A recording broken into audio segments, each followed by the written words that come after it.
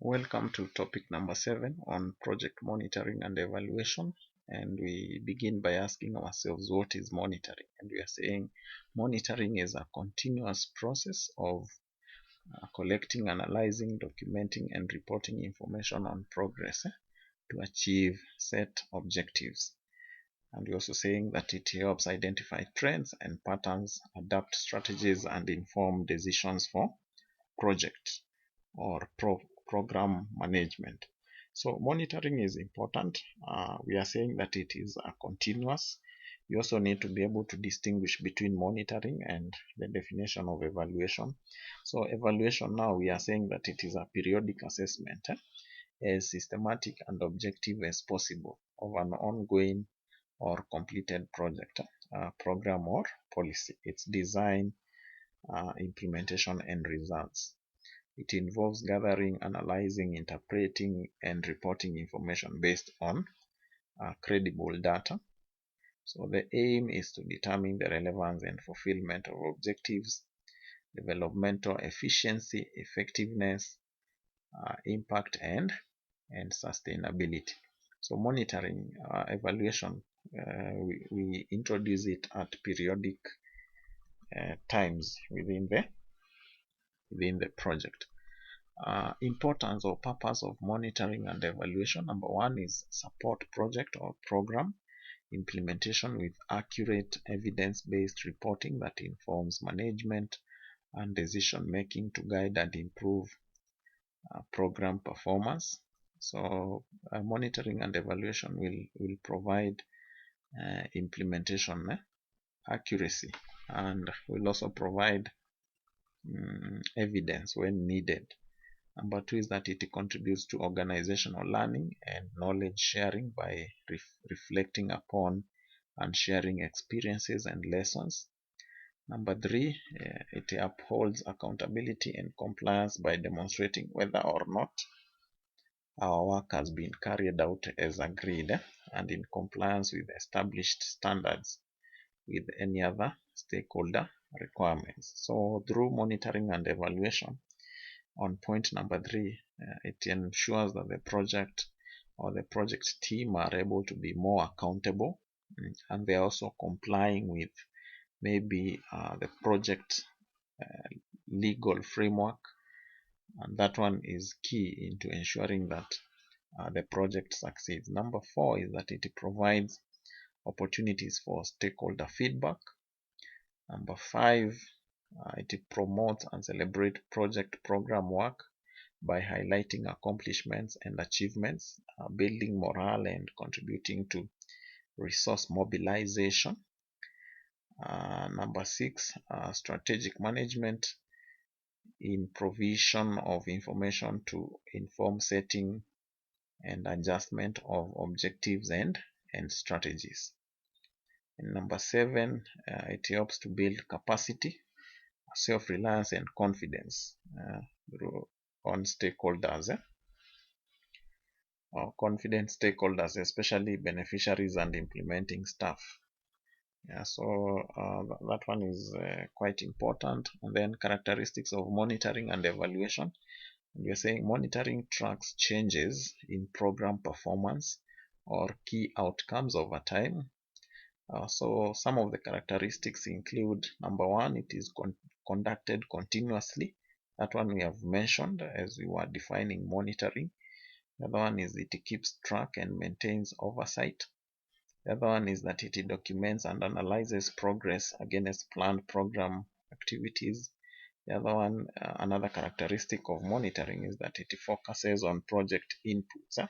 So inputs are the things that we are putting into the project. For example, raw materials, project activities, and outputs. Outputs are the end goal or the outcomes. And we're also saying it looks at processes of project implementation. And the other one is it considers continued relevance of project activities to resolving the identified problem. Reports on program activities that have been implemented. And the other one is that it reports on immediate results that have been achieved. And then we have evaluation. We are saying is a systematic approach to attribute changes in specific outcomes to project activities. We have a number of characteristics that it is evaluation will be conducted at important project milestones or at important project points. It provides in-depth analysis. The other one is that it looks at processes used to achieve results. The other one is that it considers results at outcome level and in relation to cost. So we look at the results in relation to how much have we been able to spend as at a particular stage of the project. And also provides a report on how and where results were achieved. And the other one is that it contributes to building theories and models for change. And finally, it attributes program inputs and outputs to observed changes in project outcomes. Yeah, so you need to be able to differentiate. We have said monitoring is done continuously. Evaluation is done at specific points or milestones.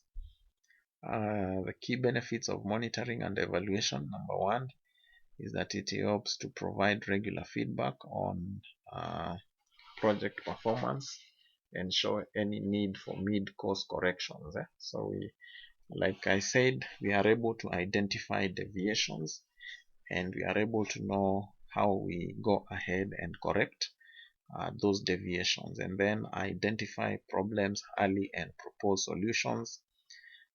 The other one is through monitoring and evaluation, we are able to monitor access to project services and outcomes by the target population.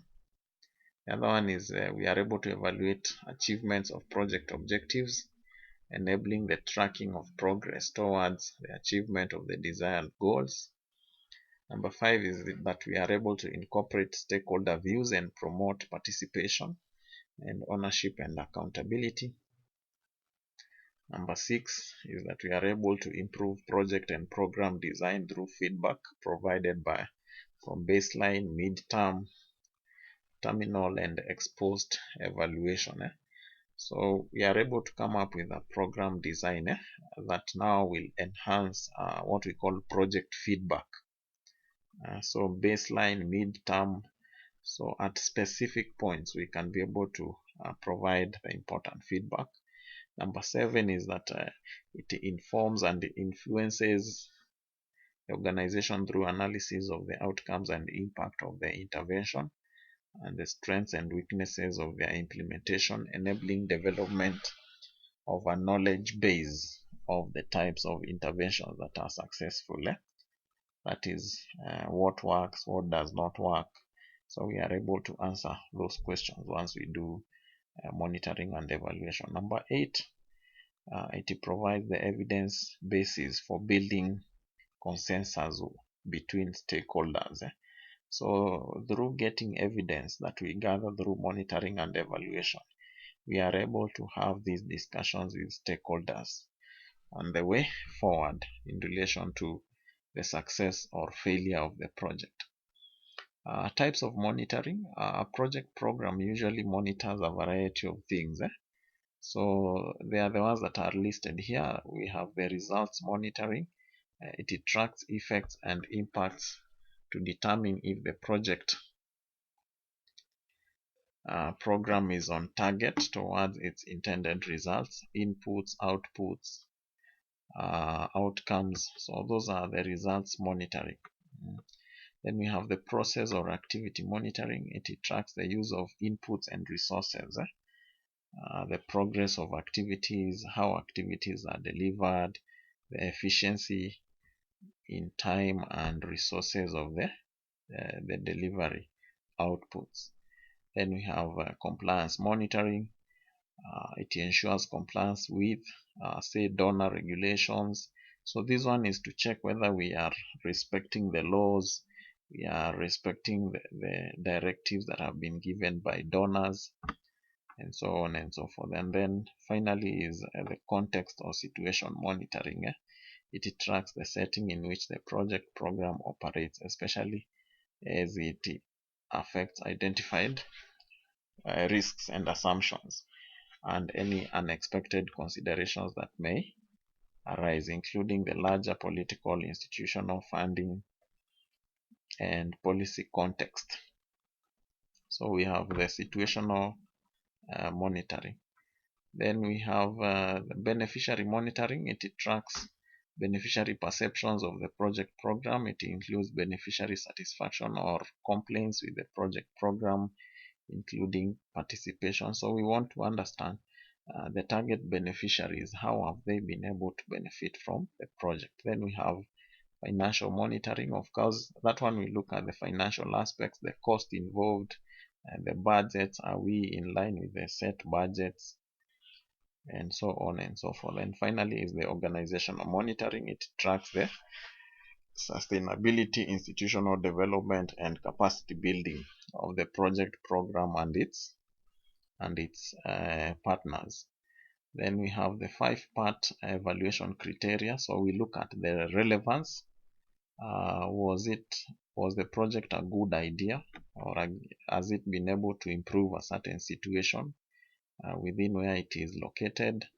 The effectiveness, have the planned results been achieved? Why or why not?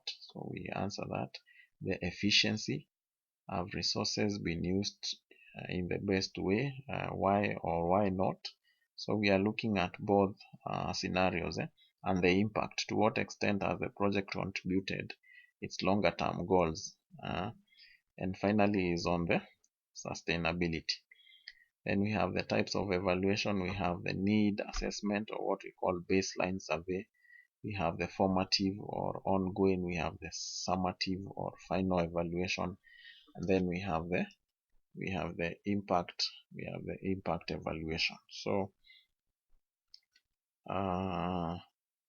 need assessment or baseline, we are saying it is carried out before the project implementation, and it helps gather the baseline information. It helps to address what the project sets out to achieve, what the project objectives are, who are the beneficiaries, and how are they relate to the project.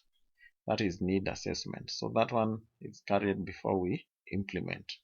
Then we have the ongoing or formative evaluation. It's done during the implementation of the project. It assesses the ongoing project activities and then provides information to improve the project. And then we're also saying on the ongoing evaluation, it enables the implementation of team or check on different aspects of the project and their effects, as well as detect problems. And then we have the summative one, or the final evaluation. It is done at the end of the project implementation.